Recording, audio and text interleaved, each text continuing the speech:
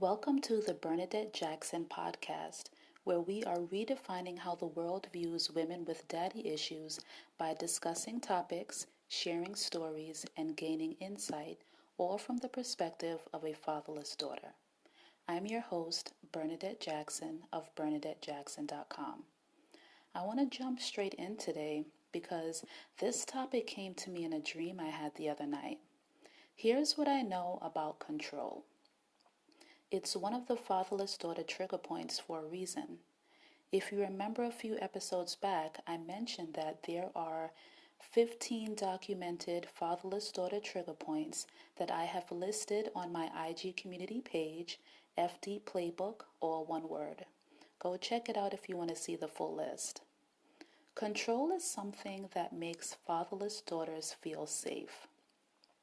There are a lot of fears that we have because of the loss of our father.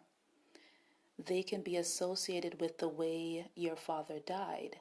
For instance, if your father passed away suddenly, let's say due to a car accident, you may always need to know exactly where your loved ones are and when they will be scheduled to come home. And if they're late and haven't called, anxiety may start to creep in. Or say your father was absent. You may feel anxious when your significant other wants to go on trips or enjoy activities with friends without you. And you may start to think that their friends may want to take them away from you. So you decide to come up with excuses as to why you need them to stay with you and cancel their plans. There are so many ways that we leverage control in our relationships as a result of our father loss. The reason for this is because our father loss was not something that we could control, and that feeling is not one that we want to see mimicked in our life in any way.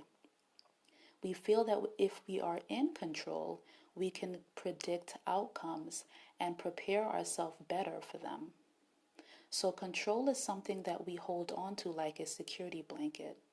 For a lot of us, myself included, we use it in all areas of our lives, and it has become so second nature to us that we don't even realize when we leverage it.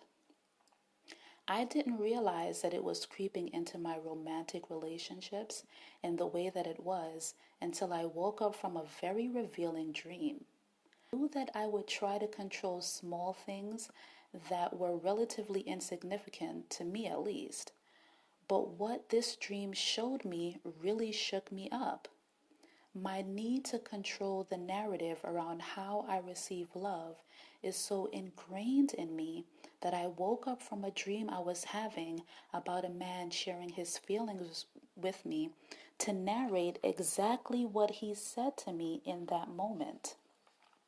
It was like as soon as I registered what I had just done in the dream, I started to recall all the times that I had graded someone's response to my questions because it wasn't exactly how I wanted them to answer, or tried to guide them to a more quote unquote suitable response to a situation.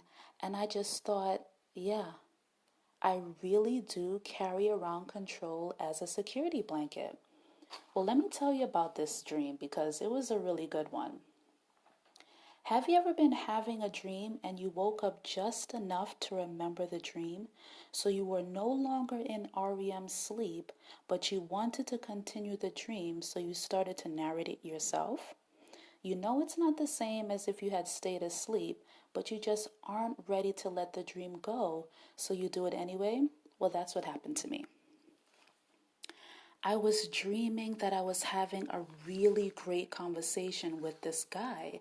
And I want to say I might have been in my early 20s, or maybe I was college aged. I feel like I was young in the dream and we were around the same age. And I was telling him my story and he was sharing his, and it was just like we clicked. I mean, it really felt like I knew him forever. Like everything that we had shared was just so comforting, and it was like he was my soulmate almost. I couldn't explain it. I just know I felt so incredibly comfortable with him, and we were just sharing so much of ourselves that we were just like getting deeper and deeper and deeper into the conversations. And it was almost as if we were gaining revelations about ourselves just from experiencing through storytelling all over again. It was magical, truly magical. And I remember feeling so comfortable with him, as if there was truly nothing that I couldn't say to him. All of a sudden, he gets up and he sits next to me and he looks at me and he says, "I'm falling in love with you." And I got scared and I responded, "How? How could you possibly know you're falling in love with me? We just met. This is crazy." And it was at that exact moment that my mind said, okay, hold up now. And I woke up out of the dream just enough to narrate exactly what he would say next, because I knew what I needed to hear from him in order to receive what he was saying as truth. And it just dawned on me that this is a pattern that I now recognize as one I've repeated in my relationships. And I knew in that moment that God revealed that to me in a dream, because he knows that it helps me to see very clearly what he is trying to show me about myself.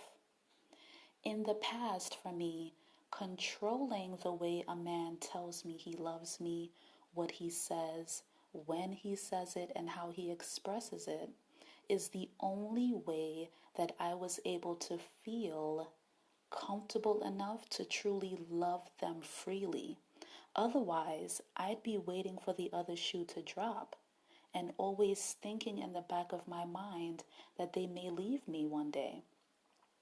Whenever I felt like I didn't have enough of a voice in a relationship, I didn't feel secure or comfortable enough to be my most authentic self.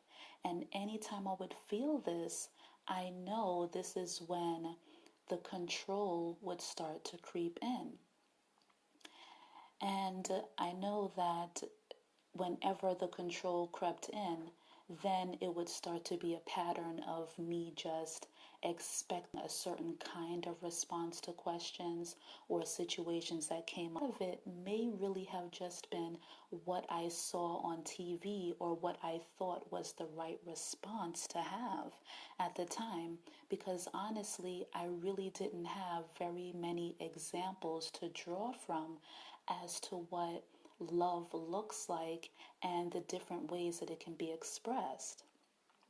And whether you have heard it on my first episode or you read it in my Blafferty article, I've been open about the fact that my previous relationships have all ended.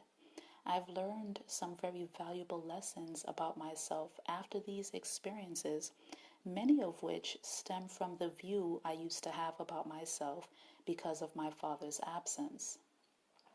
But now, as I have been more intentional about understanding my father loss and how it has presented itself in my relationships, not only romantically, but with my family, with my friends, and with my daughter, I am extremely excited when God reveals something to me that helps me to more deeply understand who I am as a woman, because it shows me that he is preparing me for what he has in store for me. And I don't know about you, but because I know I'm being prepared for something, I know that what that something is soon coming. So I just wanted to share with you my story of control, and I'd love to hear yours. So let me know in the DMs of my page on Instagram. It's Bernadette N. Jackson. That's BernadetteNJackson.